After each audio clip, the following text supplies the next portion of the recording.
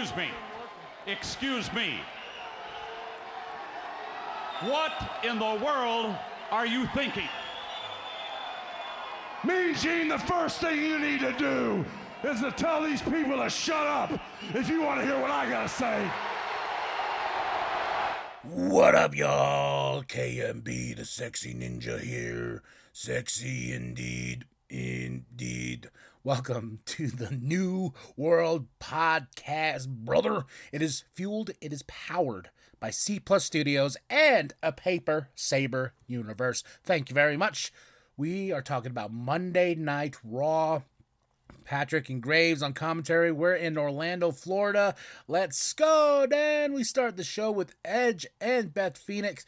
The best part about this entrance was Edge was caught grabbing his wife's ass on social media from the last time they were there when Beth speared Rhea Ripley. And he was doing it again. And he was just like, I'm gonna grab my wife's ass. You know, I don't know if. And then there was a point where she's like, fucking stop. So, you know, but this sets up for Elimination Chamber. Elimination Chamber is a week from Saturday. We're building this card. We already got Bobby Lashley and Brock Lesnar. They have a contract signing next week. We're gonna have Beth Phoenix and Edge versus Rhea Ripley and Finn Balor at Elimination Chamber. It's all this pay-per-view is a quick bump in the road to WrestleMania. Also, I just realized too when I was looking at the card, it's gonna be Sami Zayn versus Roman Reigns for the Universal Championship in Montreal. So does this go to that theory of letting Sami finally hold a top tier title in WWE? And I kind of like the fact that he's going to go for the Universal Championship because I really believe Cody deserves the WWE Championship. Not putting down the Universal Championship, you know, it is what it is, but I think the WWE Championship is much more on a pedestal. You know, it is on the pedestal of championships in pro wrestling, especially if you've been a pro wrestling fan for so long. I'm not saying the AEW Championship is not prestigious enough either, or, you know, New Japan or Ring of Honor, but I'm saying WWE's been around for so freaking long. You know, it's a lot of, the story they're telling with Cody Rhodes is everything. And Cody, you know, going against the grain, had to leave the company, come back to the company. You know, his dad never held the WWE Championship, but Cody Rhodes is going to change that, you know. So I'm all for it. Let Sami Zayn take the Universal Championship. But like I said, we start to show off with Edge and Beth Phoenix. Judgment Day comes out. Damian started messing up his promo. He almost called the Elimination Chamber the Money in the Bank, and then he's just like, oh, then he did something that I was like, okay, I can forgive you there, is when he was like, Edge, you just pissed me off so much, you're just messing up my flow of things. So, you know, Damian, it's okay to mess up a promo, but it was also a quick save when you're like, you made me so mad that I can't think. You know, so a fight breaks out, of course. The Street Profits come out, and this sets up Angelo Dawkins versus Damian Priest for their Elimination Chamber match, their qualifying match for the Chamber itself for the United States Championship. You know, but during the commercial break, Adam Pearce comes out. He has he kicks Edge, Beth, and Montez Ford and the Judgment Day, and just it says Damian Priest versus Angelo Dawkins, 1-on-1. Hell of a match. Angelo is looking so fucking good. Like, this dude is looking fantastic in that ring. You know, and I remember he started wrestling without a shirt. He's looking a little more cut and stuff like that. And I love Angelo Dawkins and I love Montez Ford. I always think they're top tier tag team, but I also think too on a solo run for each of them they have a big future. You know, Damian Priest got the win here, which, you know, I kind of saw coming. But is Damian Priest going to take the title away from Theory? I don't think so. So we shall see, you know, and this is a potential WrestleMania match to set up for WrestleMania, you know. But Theory's title is on the line, and we're showing that the United States Championship is prestigious. Theory arrives in his little fancy car to the stadium. Maximum Male models now on Raw. And I'm wondering where, because I believe it was last week where it was like Alpha Academy was walking by. I believe it was on SmackDown or Raw. Forgive me, I can't remember right now. But Otis walks by, and then the two dudes in Maximum Memo House are like, "Ugh, what's that?" And she was just like, "It's perfection," or something like that.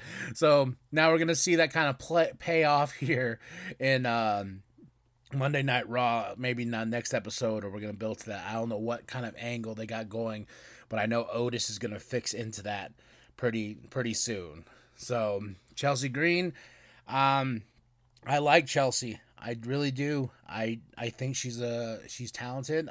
She's beautiful, and she has a big future in the WWE. I just don't like this Karen gimmick. You know, and I haven't watched her in Impact or anything like that beforehand. I know of her work, but I don't know. Is this what she did on the other promotions? Was this Karen act? Because the whole "I'm just one step away from calling the manager" to Adam Pearce. You know, I deserve. I'm like, you know, I don't know. It's just one of those things where, you know, she demanded a match. She got a match, and, you know, the Graves is playing it up and, you know, everything like that. And I'm just like, I don't think the Karen act is something that Chelsea should be doing, you know, but who am I? We'll see where it goes. But because honestly, she's losing. She's losing her matches. She got into Royal Rumble and got her ass kicked out. And obviously, you know, they're not looking to build this character that she's playing, you know, in any way or fashion. You know, we're going to have her backstage with Adam Pearce a lot. Is what I'm getting at with this. What I'm getting from it. I mean, I'm just like, okay, you know, well, we shall see. We shall see. Baron Corbin versus Dexter Lumis came up. You know, Baron Corbin's been on a really big losing streak, and for rightfully so, because he's got to lose I think Triple H heard KMB the Sexy Ninja and his complaints about Baron Corbin, and Triple H was like, you know, that kid, KMB, big head boy, I think he's right. We need to do a hard reset for Baron Corbin. Are you ready? Water. And that's what I think we're doing now. We're going to finally trim the fat. JBL is done with Baron Corbin. You can't polish a turd, from what he said. There was a backstage segment later on. But Dexter Lumis with the win, with Johnny Gargano, who's in the chamber as well. You know, JBL's done. He just said, I can't do this, man. You're a fucking loser. I called you the modern day wrestling god. You made your little cute t-shirt, got your stupid hat, you know, and JBL's like, I'm done. So I'm happy. I'm happy for that. I think Baron Corbin is very, very talented.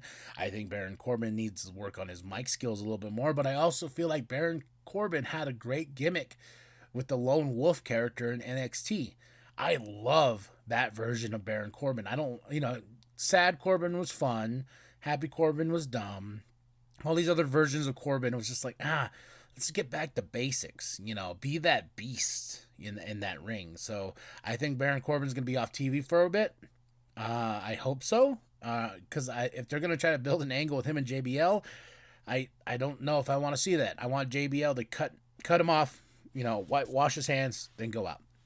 So, and then we have Brock Lesnar coming out and, you know, cutting a promo. Lets his accent slip a little bit because he talks about fishing. He likes the fishing. He likes things. God damn it, I go fishing out there and I F5 the fish. That's what I do. I get on that boat and I F5 all the fish. Take them all to Suplex City. You know, but Brock Lesnar challenges Bobby Lashley, has a contract come out. Bobby comes out. Bobby's like, I'm going to have my lawyers look at this. Bada bing, bada boom. You know, they're in Florida. And Bobby Lashley gets F5. And that crowd's like, please again. Oh, one more time. You know, one more time. And I'm like, Brock Lesnar gave it to him. Bam. Collected his cowboy hat. And now next week we have a contract signing. We already know how that's going to end up.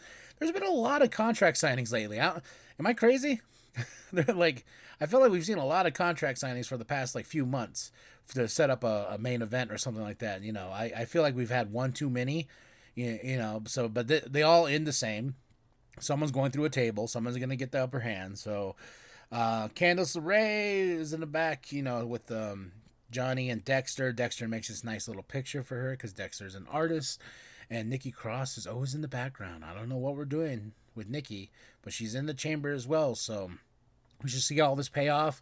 Carmella's back in action versus Mia Yim, Piper, and Candice LeRae. This is a Elimination Chamber qualifying match. Of course, Carmella won. Of course, Corey Graves was like, "Oh my God, look at my wife." Nothing against Carmella, but I just hate when Corey does that.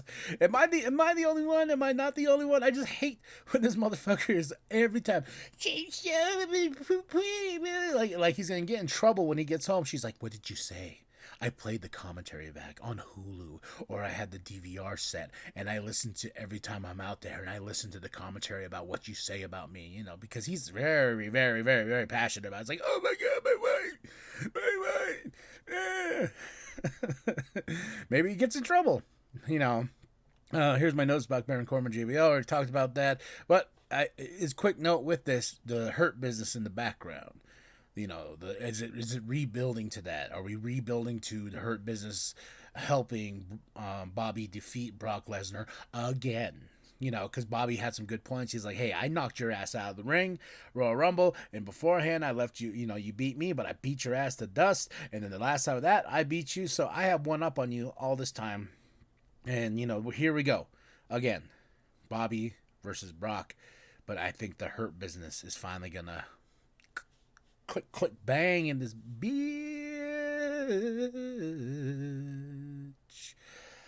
We had a backstage thing with Candice LeRae and Mia Yim and Piper. Piper's like, hey, don't get in my fucking way. I was like, but you lost. But you lost. You lost the match, so I don't know why you are over here saying threats or anything like that. So, you know, Piper. Then we had Alpha Academy versus Cedric and Shelton with MVP. Of course, they got the win over Alpha Academy, and I'm thinking we're slowly going to take these two apart. I think Otis is going to move on with Maximum Male Models, and I think Chad Gable is going to move somewhere else, which is sad because I love Chad Gable. I think Chad Gable is a superior athlete in that ring, and everyone on Twitter agrees, man. This dude deserves the moon and more.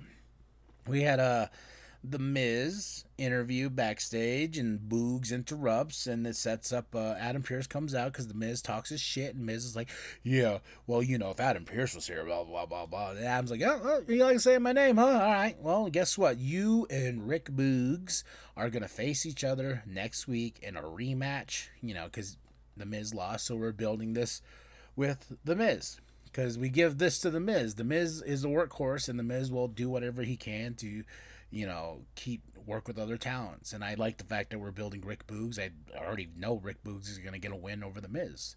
And Chelsea Green comes out because she demanded a match earlier in the night. And we got Asuka. Love the face paint. But, you know, I think Chelsea, like I've said it before, I'll say it again, she's just a talent. Asuka, though, you know, she's going to lose you know, come on. Really? Asuka's going to take this. You know, that's all I thought the whole time. And then, you know, you have the other competitors out there, Raquel, Liv, Carmella, Natalia, Nikki, and after the big win, Asuka wins and everything like that. Bianca comes out, and Bianca's like, hey, I see all these super talented people, but also it's your time to shine inside that chamber here in a couple weeks. But let the best woman win, and we're going to WrestleMania, and we're going to throw down. Either way, anyhow, Bianca Belair, EST of WWE.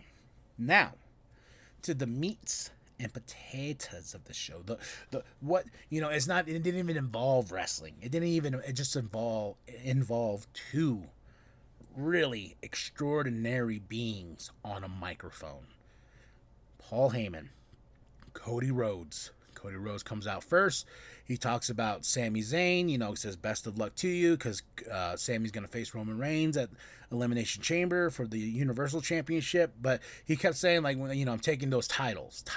So I'm thinking we're just foreshadowing what's going to happen later on. Like, you know, it's going to be I feel like this is my prediction. Of course, we're going to have Cody versus Roman for the WWE Championship, and I think we're going to have Sami Zayn versus Kevin Owens for the Universal Championship. Why not? You know, that's a dream in the making. Two best friends in the main event, or Jey Uso versus Sami Zayn or Sami. You know, there's so many possibilities that could happen, and going forward, we're in the thick of it. But this Cody Rhodes promo, and then it just gets elevated with Paul coming out, and they get real with each other. And Cody tells the story. He's like, yeah, you know, back in 2000, we were broke, like we were poor. You know, they had $100 to all of our names.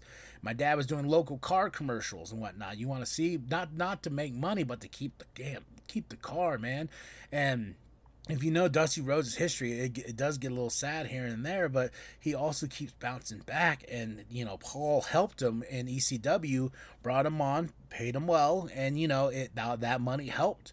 So, you know, and Paul caught off guard was the best part of this promo, where he's like, you know, he had little tears coming out, and he's just like, you know, but in great Paul Heyman fashion, he turns it around. He goes, I want to tell a story.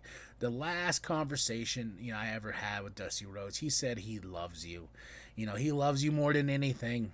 But, and he goes on this list. He's like, stars he's prepped for, you know, train and prep for the future, train and prep, you know, Seth Rollins, you know, names like that. But it gets down to Roman Reigns, and Paul, being the great asshole he is, says, the last conversation I had with your father was him saying how much he loves you, but Roman Reigns is the son he wish he had. Oh, fucking like goosebumps, man. Goosebumps all over my body. I'm like, you motherfucker.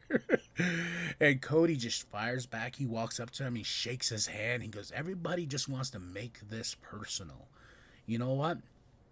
I'm going to, and it's going to be, now it's personal. But this is me going after your boy, Roman Reigns, and I'm taking those titles personally. You know, it was just a great moment, and I just saw Bully Ray's. I can't wait to listen to Bustin' Open Radio. Like, Bully Ray's tweeting, he goes, fucking gold, and that's what that was. That whole segment made the whole entire show for me.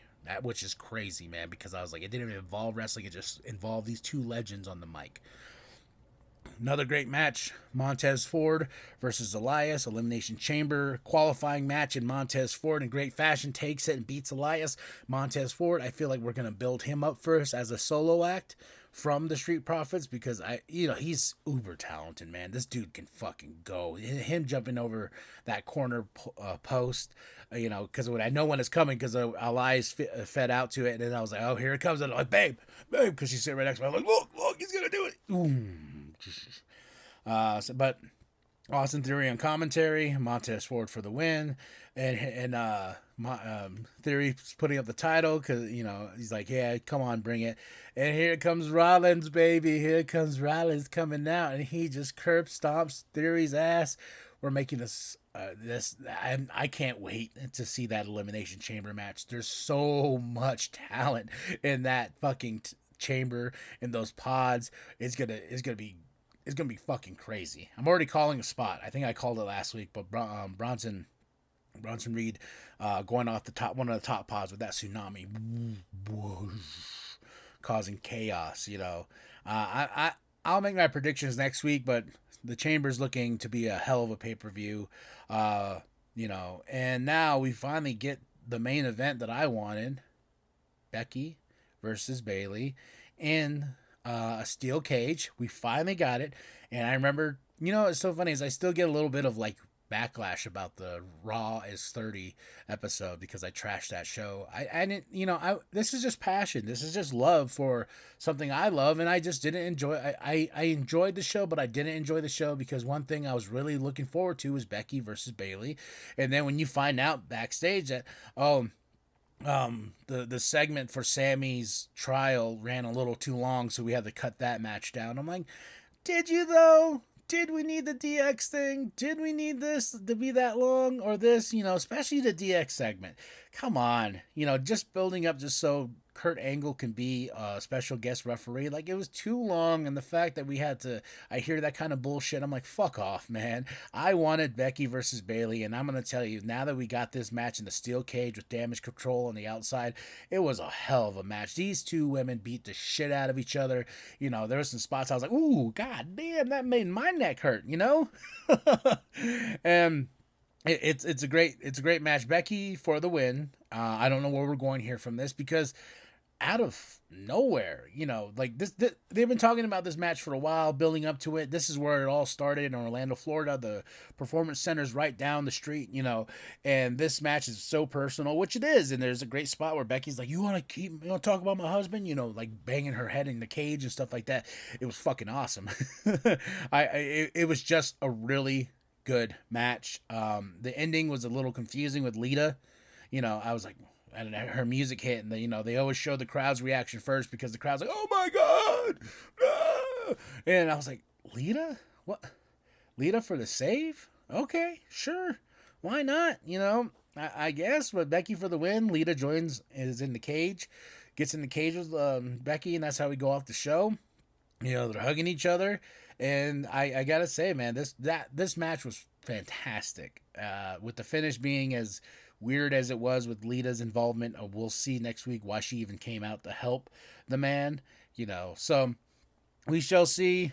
I give this show a solid 5. I had a really damn good time from start to finish. You started off strong with Edge.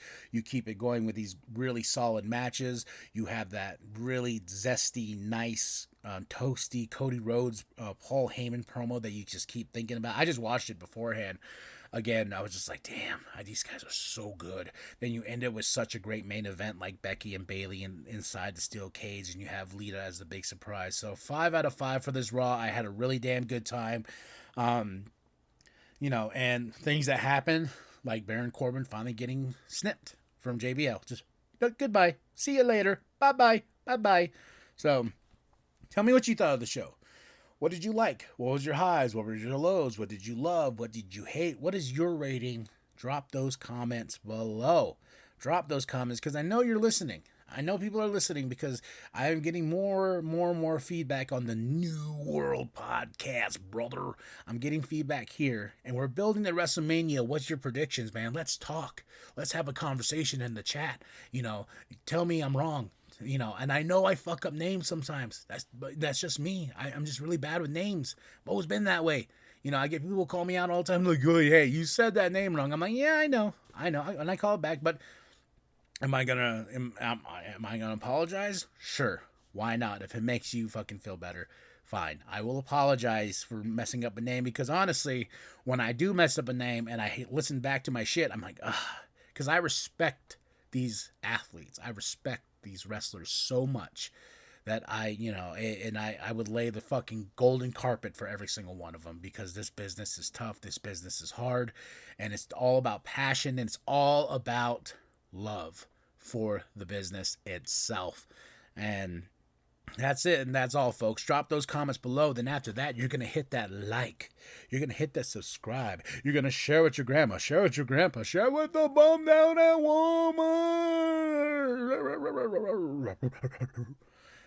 Because I am KMB, the sexy ninja. And you need to remember, everybody needs to remember, that the New World podcast is for life. Win a wrestling championship, and everybody wants to make it personal. And that's what you just did, and you're not gonna pay for it, Mr. Heyman.